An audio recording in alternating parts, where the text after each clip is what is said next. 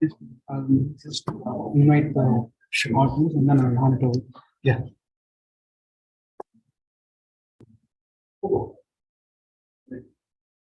Thank you for coming to Iskcon Boston on this auspicious evening.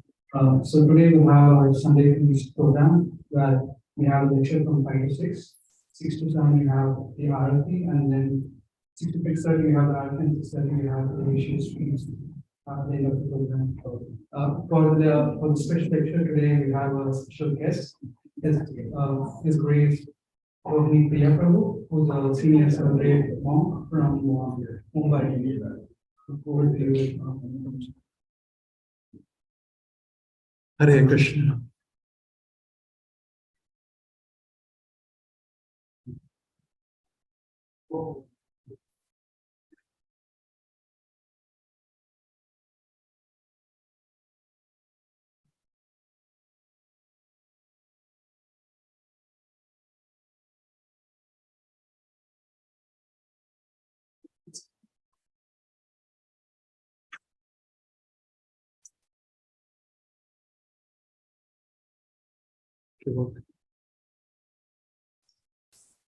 Yeah.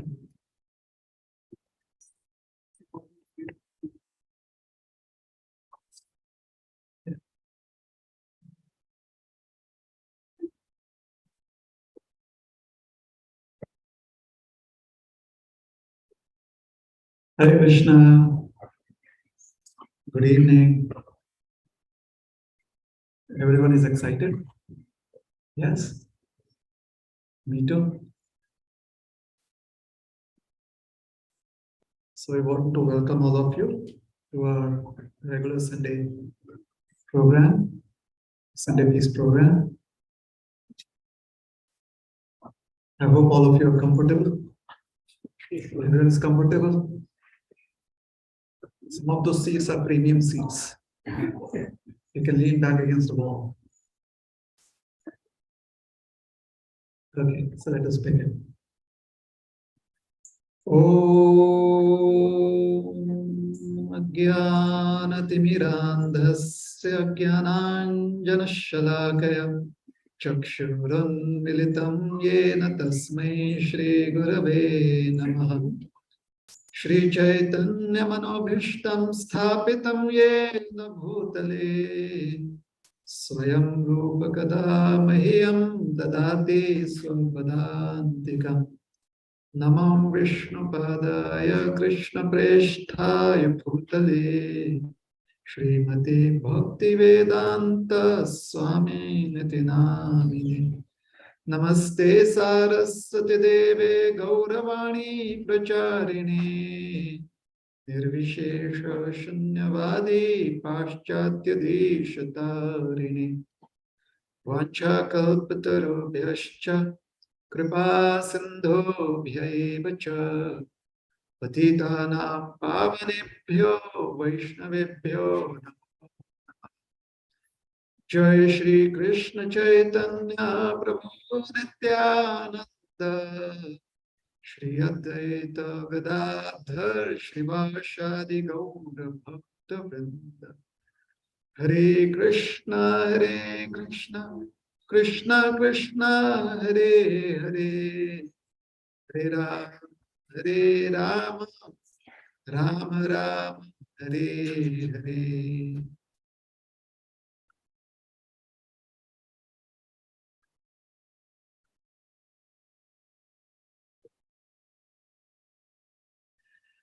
Hare Krishna.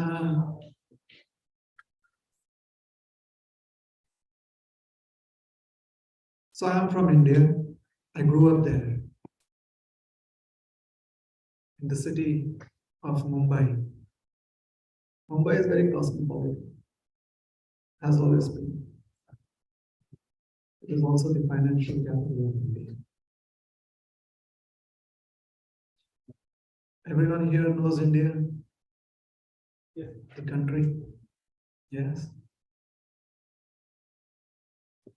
Yeah, geopolitically, we are becoming a little more prominent nowadays, India. India is has been known since time immemorial as the place of seekers too. Since ever. Growing up in India, I do not remember anyone ever feeling that spirituality wasn't a part of their life. Well, there are various levels of spirituality. However,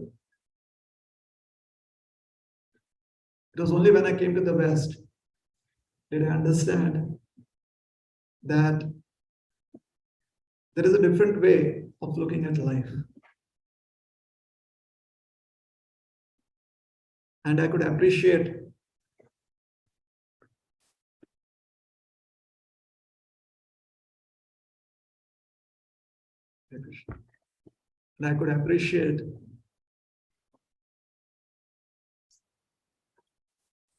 how important it is to understand different perspectives.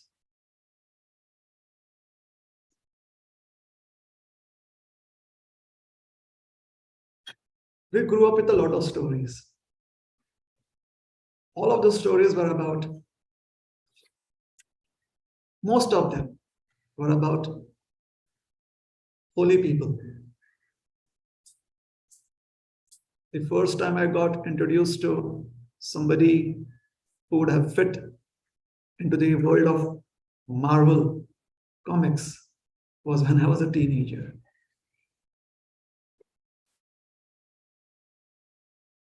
So we had our own superhuman characters, a lot of them.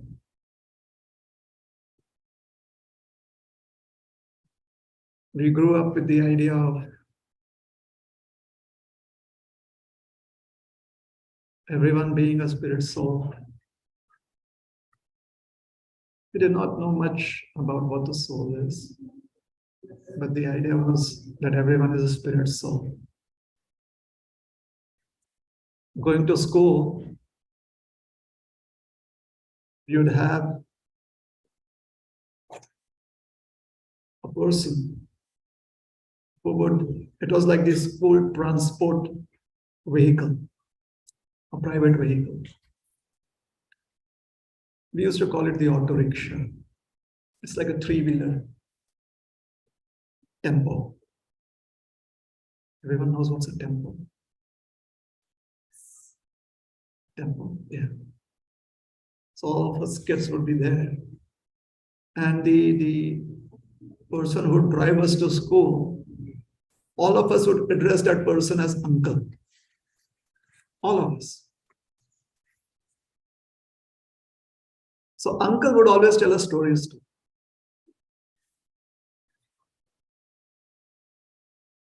Then we had the local vendors. Some of them would come up to our houses selling their wares. Some of them would be in the marketplaces. The ladies would always be called auntie. And the men would always be called uncle. They also had stories to tell us. And the interesting thing was that all of the stories would be about how you should be good, how you should be truthful. And if one is nice, then one would receive blessings. And these blessings would help us achieve liberation. We were like, okay, liberation is a part of life. Blessings is a part of life.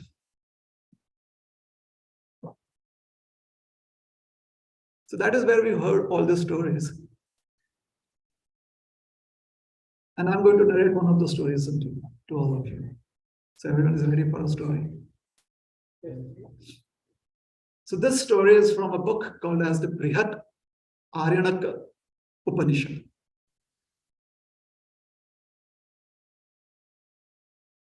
Does that sound very mystical? Yeah. I deliberately took a pause after Upanishad because I wanted to make it sound mystical.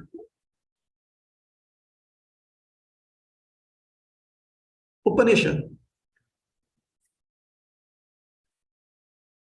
Growing up, I used to think they are books. So I'd go to the library and ask, can I have Upanishad? And they would show me the shelves.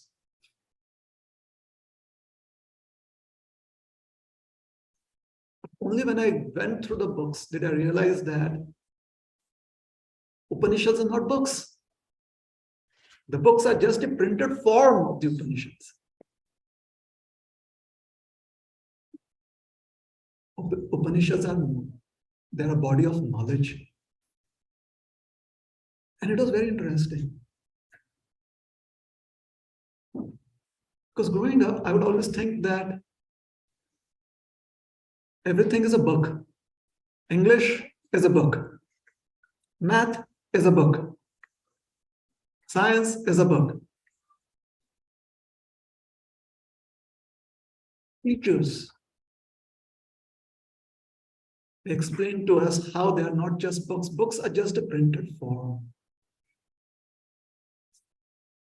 of that field of knowledge. The Upanishads are basically a form of knowledge. They were passed down from one teacher to the students. And when the students would become teachers, then they would pass it down to their students. Till we discovered paper and we discovered the printing press, and then we had the books. It was good that we had the books because now we could see if they were all the standard version or not. It was helpful. I asked someone, why do you call this body of knowledge or these books the Upanishad? They explained to me. They said, the word Upanishad is a combination of 3 words.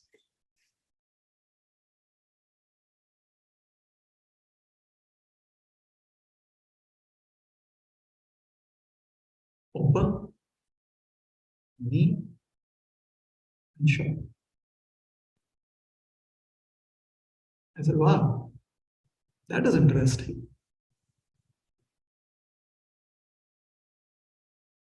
But what is the need of combining all of these 3 words?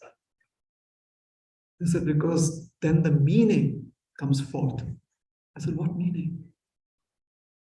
So first of all, I used to think the Upanishad is a book. Then I realized, no, it is a body of knowledge. Now there is a meaning to this word too. What is the meaning of this? What is the meaning that comes forth by the combination of these words? They said, Upa means under or near. Ni means close. Shata means to imbibe. I said, all right. So why this body of knowledge is called as an Upanishad? I said, because the knowledge is received by hearing, understanding, assimilating. Then it is an Upanishad.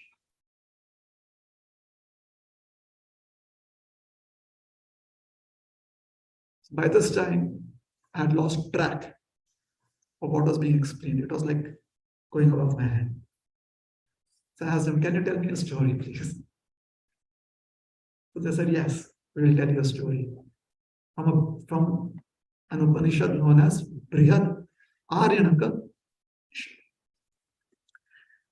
I was intelligent enough not to ask him anything else about these words. Otherwise, they would go into some other explanation. Not for this class. I wanted the story. So it is explained in that story that a person known as Prajapati I was hearing that word. It sounded fascinating and was hearing it for the first time. So I asked, who's Mr. Prajapati? They said, well, Prajapati is the progenitor of the entire creation. Then I know that is God. He said, okay, if that is what you want to call it, that entity, God, all right. However, God is different. And this was too complicated for me. So I said, all right, let's get on with the story first. So Prajapati had a lot of progeny. Now, the Upanishads addressed Prajapati as he. So that's a pronoun used. So we'll also address the Prajapati as he. So he told all of his progeny that you must perform austerity.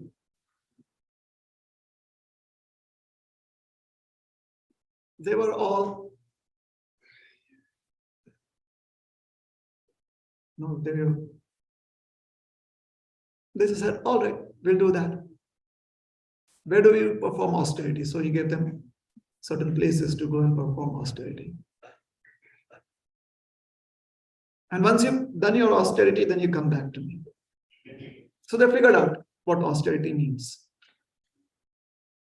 And they went and they did their austerity. The technical word is tapasya. So after their austerity was done, they come back. When they come back, somehow or the other, there are three clans, there are three groups now. They've made friendship amongst each other. And most probably they were inspired by the phrase, birds of a feather flock together. So they flocked together according to their personal interests. And they came as three groups. One group was called the Deva. The second group was called Manushya. The third group was called Asura. Everyone got those names? Deva, Manushya, Asura. So the Devas all came to Prajapati and said, sir, we followed your advice, we followed your instruction. So now please give us your blessing. And they're waiting for some substantial remuneration. And the Prajapati says, duh. They're like, what? And Prajapati keeps quiet. So they realize this is their remuneration. Duh.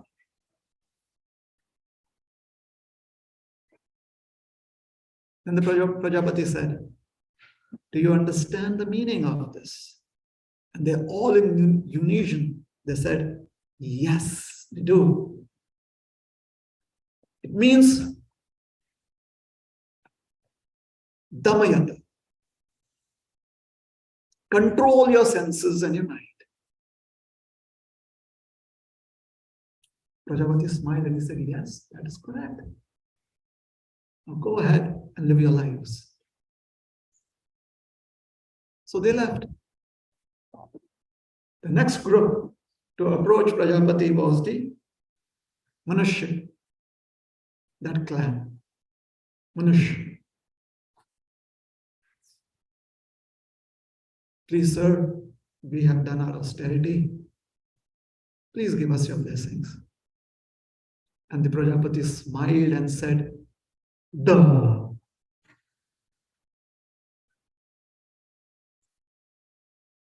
And they were a little surprised. And the Prajapati asked them, do you understand the meaning? And they said, yes, we do. What do you understand? All of them together said, Datta or Datta, Data. Prajapati smiled. Datta means to give. He said, correct. So the Manushya clan was very happy. They also left. The third group of people, the Asuras, they came to Prajapati. They also asked him for blessings. Prajapati said, Duh.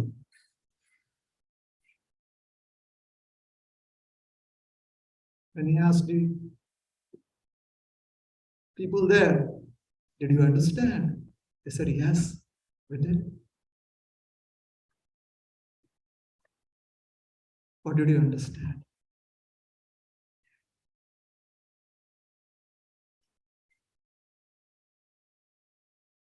And they said, we understood that we have to be compassionate. Very good. That's correct. Go ahead and live your lives.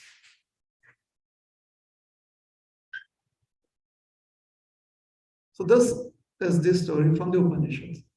It's like a parable.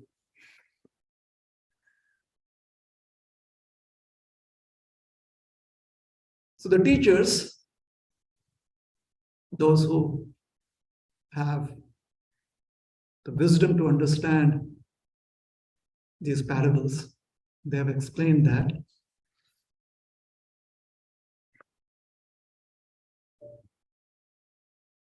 like how all these stories about the upper world, the middle world, and the lower world, like they all speak about three worlds because there are three ways that one can live life. One is the middle earth, or the middle planetary system. The other is the upper planetary system, and the third is the lower. And what's the difference? In the upper planetary systems or the upper world, they have a lot of facilities. And they have powers that the other two worlds do not have as much.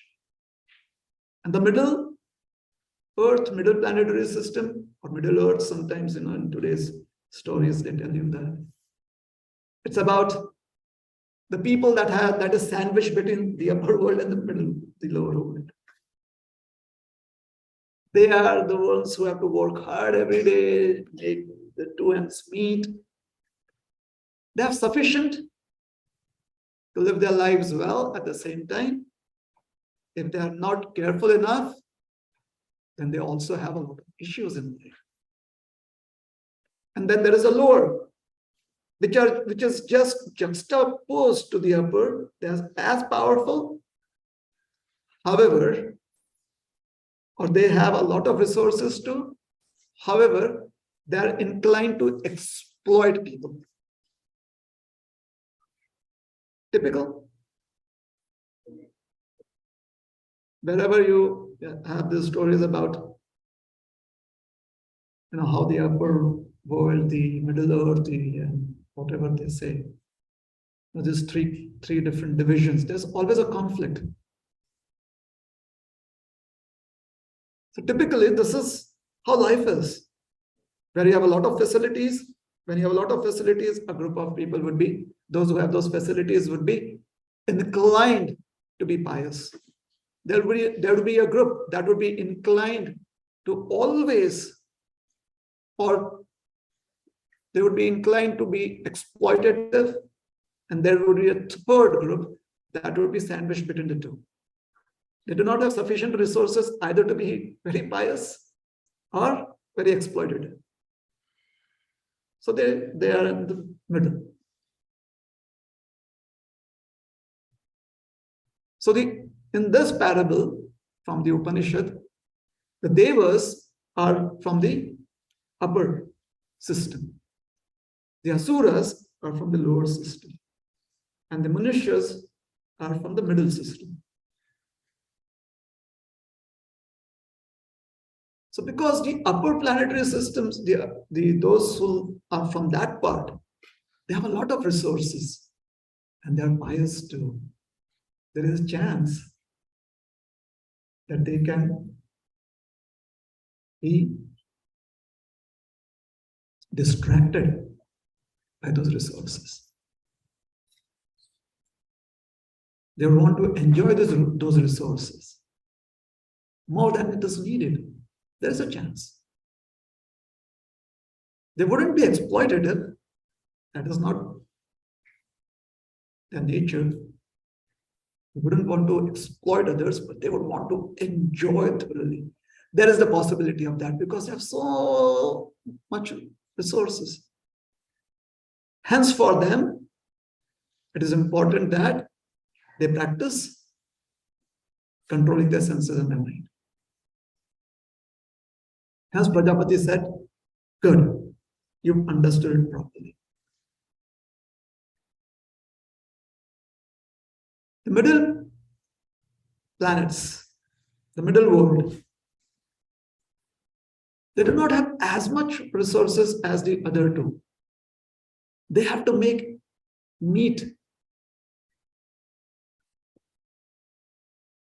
work hard to get the needs met. So there can be a tendency within them to become very, very greedy. If they have something, they would want to keep it for themselves and store. They wouldn't be as exploitative. And since they do not have sufficient resources, they wouldn't have the opportunity to enjoy as much. But whenever they get a chance, they want to just hoard, keep it to themselves. So greed could be a challenge for them. Hence, the Manushas, they understood the as giving, charity. And the lower planets, the lower world, because their nature is to be exploitative, they understood it as being compassionate. Because if they find compassion, then they can overcome their nature. So basically, the Upanishad here is trying to encourage all of us to address our challenges in life. If sometimes we get too much enamored by our facilities and we want to just lay back and enjoy life to the utmost, then maybe we should think about the idea of trying to control our mind and senses. If distraction is greed, then we should start being charitable. And if the challenge is exploitation, the exploitative tendency, then we may want to adopt being compassionate.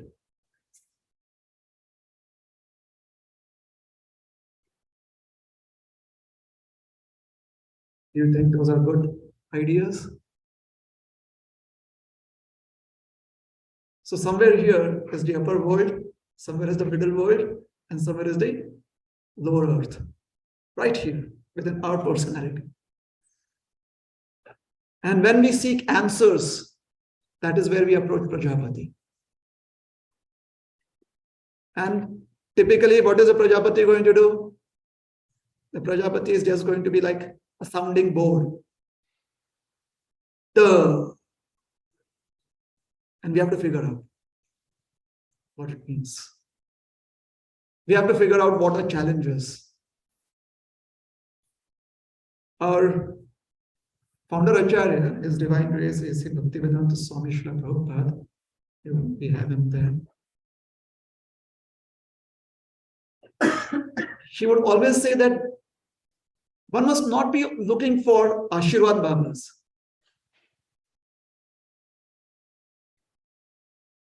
He was also from India. So in India, there is this term known as Ashirwad Baba. Ashirwad means blessings. Baba means one who can give you those blessings. So people throng to places where they can get blessings. And they want it very cheap. They just go to such Ashirwad Babas and they say, please give your blessings. And the Baba says, all right, here's our blessings. And you say, that is, he would say, Prabhupada would say, we should not want to just go to Ashirwad Babas. We should try to seek answers in such a way that the answer resounds within too. And that is a student. A student is one who learns. And learning is trying to imbibe a concept that resounds within. You can only to a certain extent carry a concept that somebody else has convinced you about. But that is that person's conviction, not ours. We may have been captured by the personality, or we may have been very much attracted by the way of presentation. It is still their concept.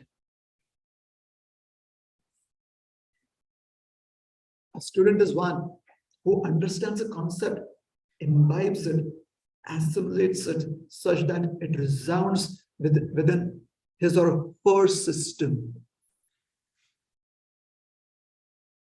And when it starts resounding within our system, then we are convinced of what we have accepted. That is the vision that we have whenever we interact with the external world, because that is our perspective, our philosophy of life.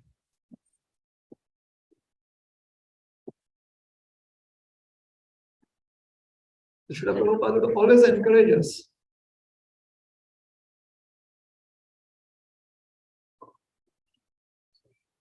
to be very, very rational and devoted at the same time.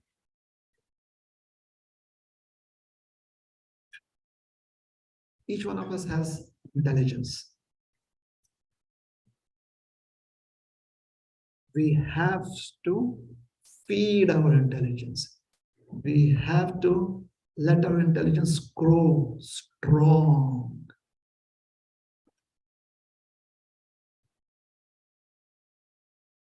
When you go to a teacher, and a teaching may be accepted, that teaching is helpful if our intelligence grows strong enough. What does intelligence do? The intelligence helps us make decisions in life.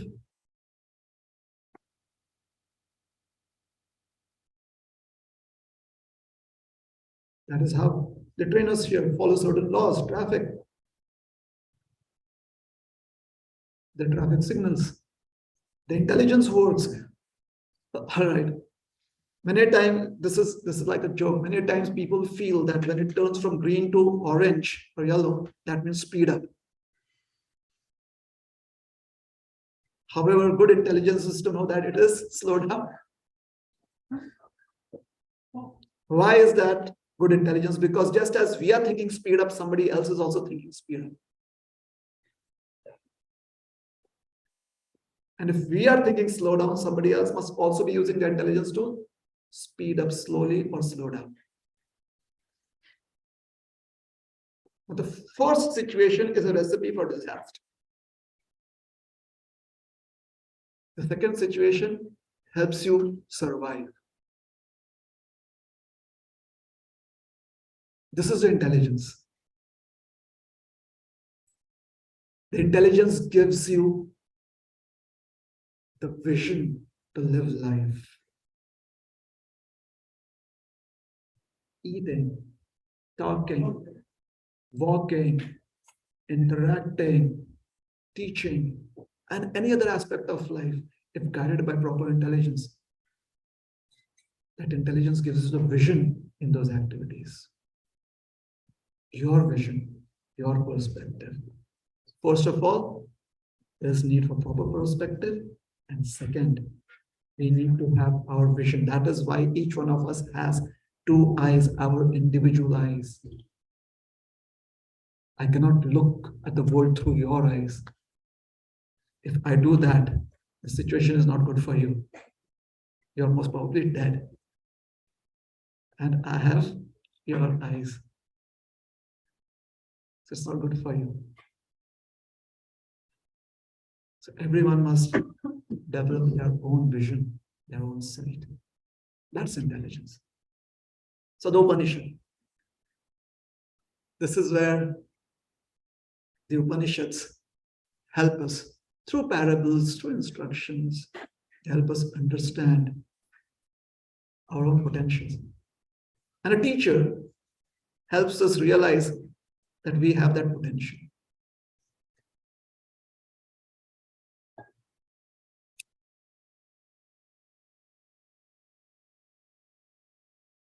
Once upon a time, a businessman who had grown old and had 3 sons wanted to impart certain life lessons to all his sons. Am I being very gender biased here? I'm sorry. Let's make it daughters. I don't want it to be a joke, but these are stories from the past, so what can I do? I'm trying to repeat it as it is. So let's say a business lady, 3 daughters, same situation, wants her children to have good life lessons. She's quite old, she knows her days are numbered. So she calls each one of them and gives them a few grains, seeds. She gives them seeds. She asks them, for the next 5 years, guard these seeds. And after 5 years, I will ask you about it. The first child takes care of those seeds for a few months, and then it's like, they're just seeds, come on. The child is like, how does she even know? So the child kind of exchanges those seeds for some enjoyment in life, like having fun. The first daughter does that.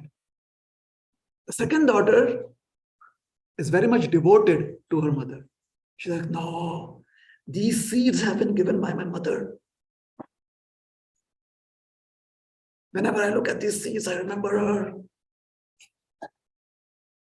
There's so much sentimental value to these seeds. So she takes those seeds, puts them in a very protective container on a mantelpiece in a prayer room, and every day she worships that box with the seeds in it.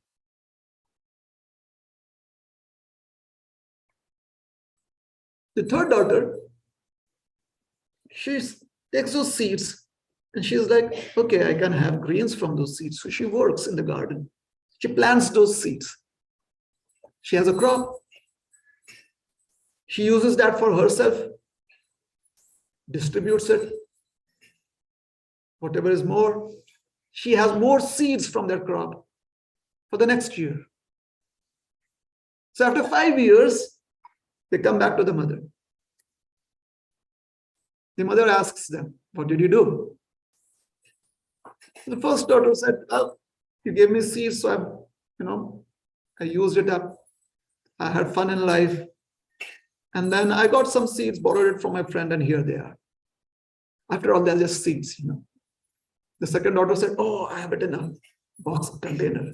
The third daughter said, well, these are the seeds from this year's crops.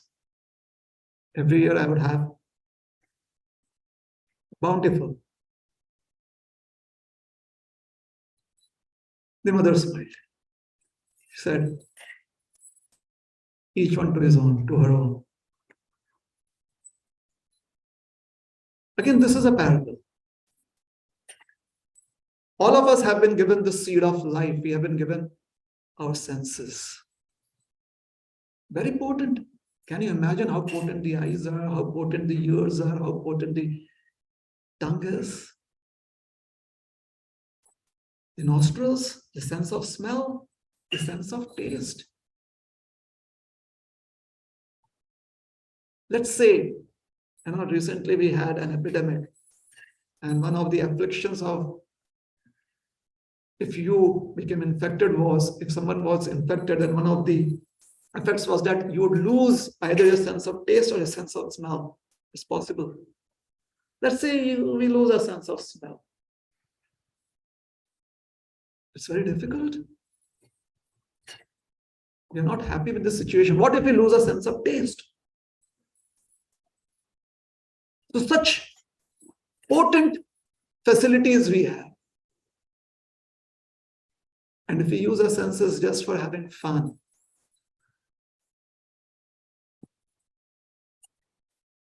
is that good use of the senses? After all, they're just senses. Come on. I just had some fun. There's a problem. No problem. Each one to his or her own. Or some of us are like, oh, the senses have been given to me by God. I have to just control it, and not let it go astray. Nice. And there could be a few of us, or some of us who would want to use those senses for uplifting our own consciousness, use them in such ways that we feel inspired, we feel excited in life, wanting to have higher realizations in life, and we also help others join the party. Everyone is using their senses. Some are just using it for their own selfish purposes. Some are wanting to control their senses because they feel by controlling their senses, they are being pious people, good people. And there are others that are using their senses for the upliftment of their consciousness. Who do you want to be? I'm not asking you for answers.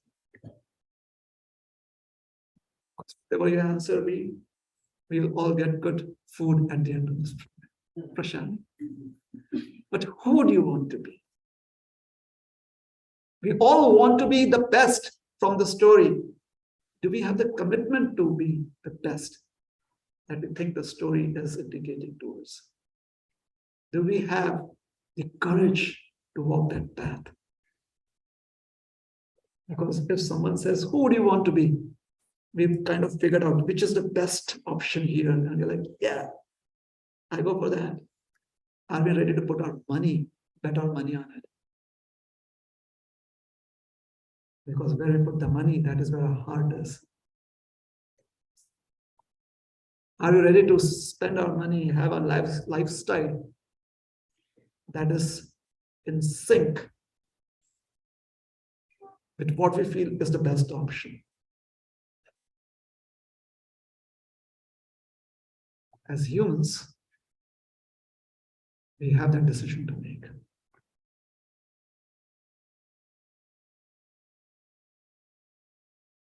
So when Srila Prabhupada would explain to us consciousness and Krishna consciousness, he wanted us to be thinkers and seekers.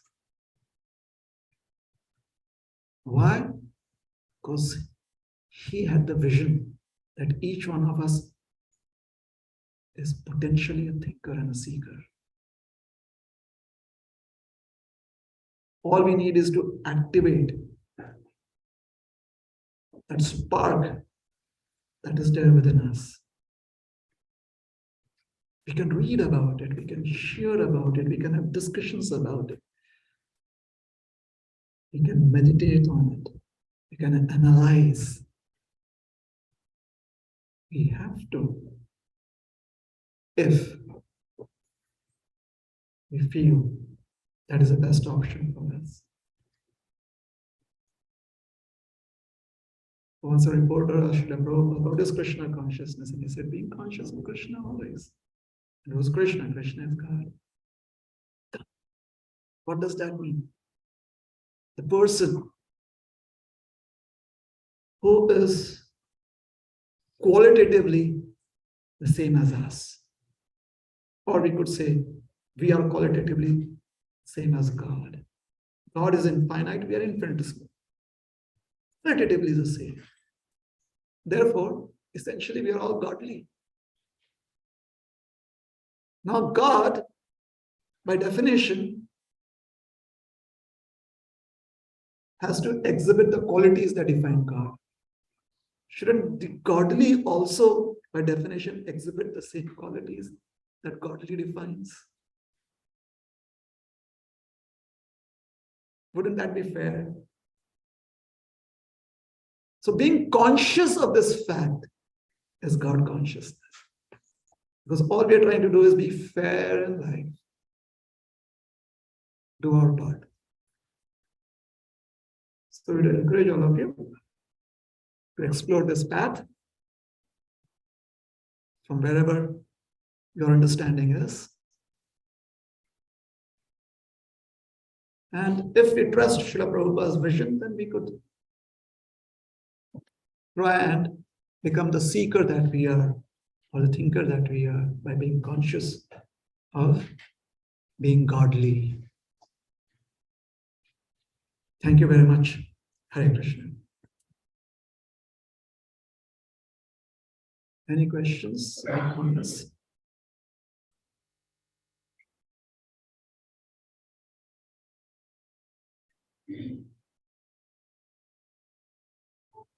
Yes, please. After that, you. All right. Hare Krishna. So thank you very much for this wonderful and illuminating talk. So we're second to last day of 5 days of spiritual hunting. So maybe this week was something about the glorification and character teachings of Grandfather Iskcon. Maybe be so kind. Okay. So according to our history, the history of Greater India, it was called Bharat, the land of the enlightened. So according to that history, there was a very powerful clan of pious rulers. They were called as the Kurus. That was the lineage, the Kurus.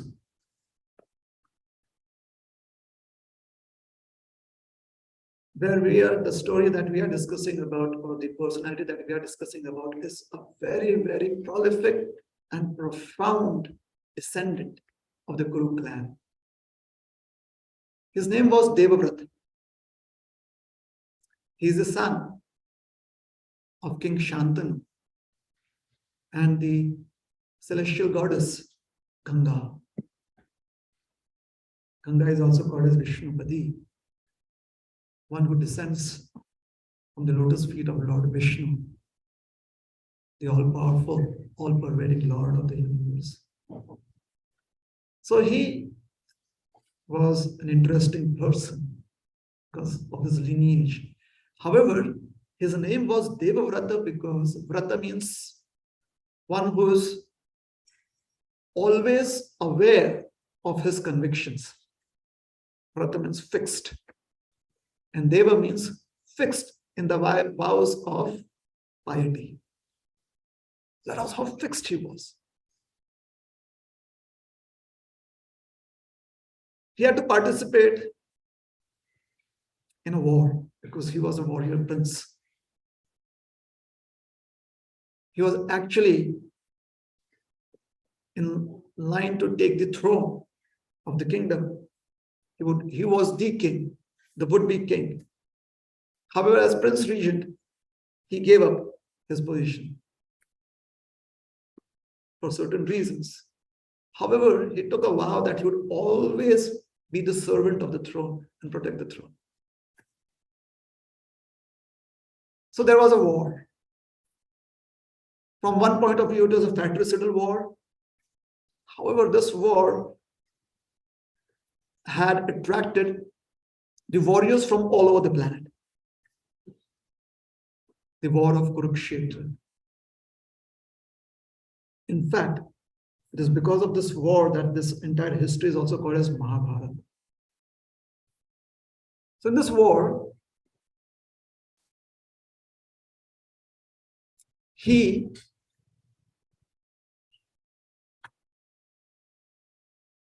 was shot at by his own grandnephew, his grandchild.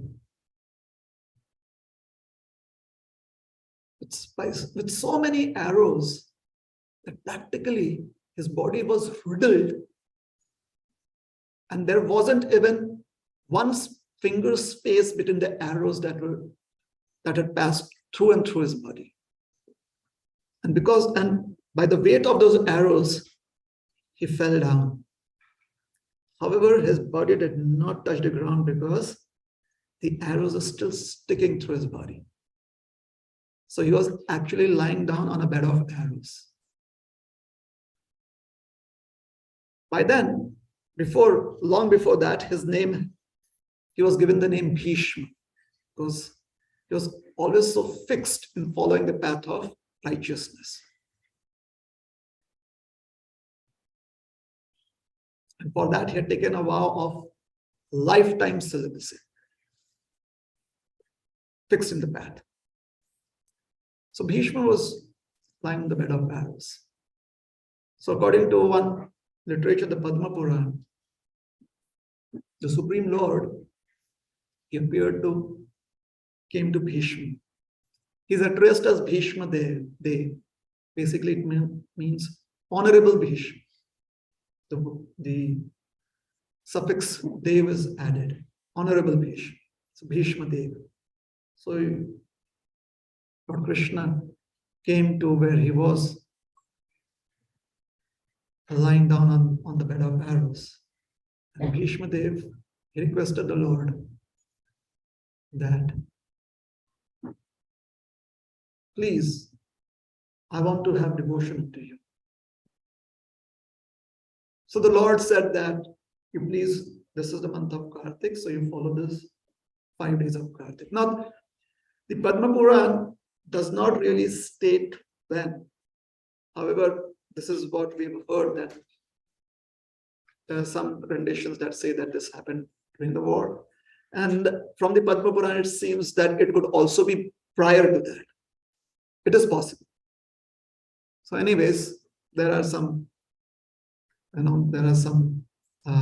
holes in the story like that, some missing links. Anyways, he was asked to follow this vow of 5 days. So Panchaka means 5. And since he did this vow, it is called as Bhishma Panchaka, Vrata, the vow of 5 days.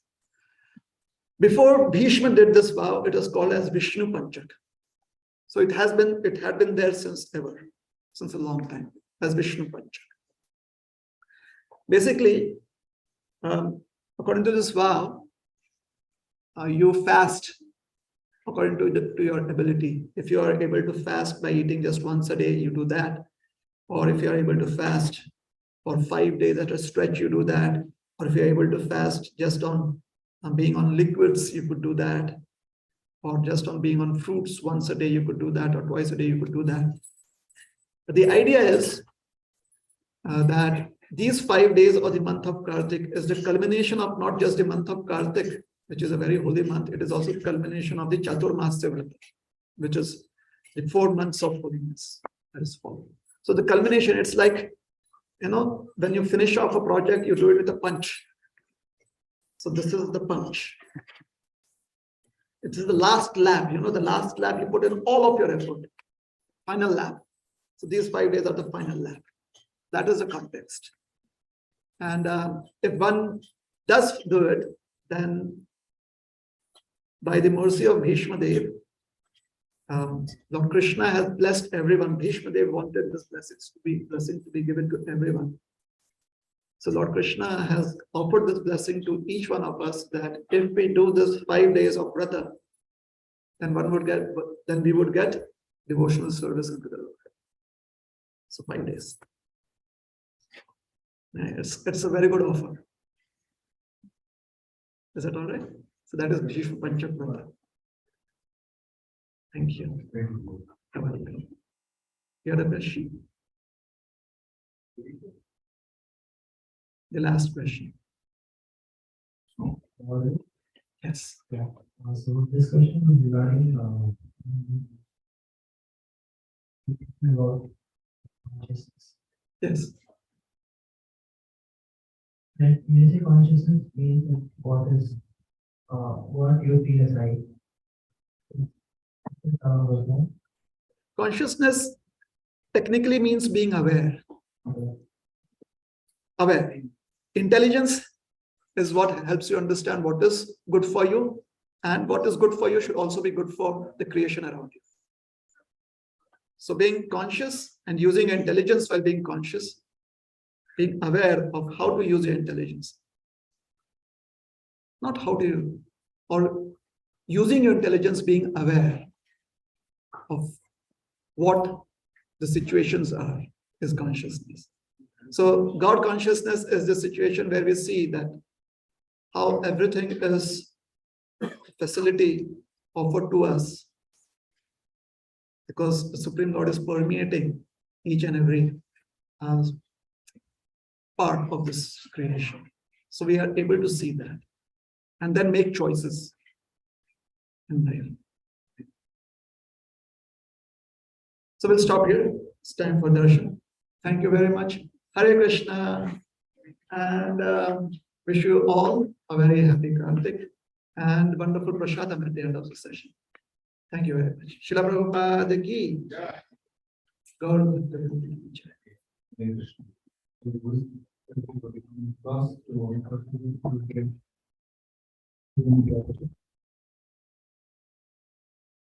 Yes, I will always money. One, especially in the United States, we keep coming to he visits many temples, many communities in the US. He's the vice president of Iskcon Chapati in India, Mumbai, and he also takes care of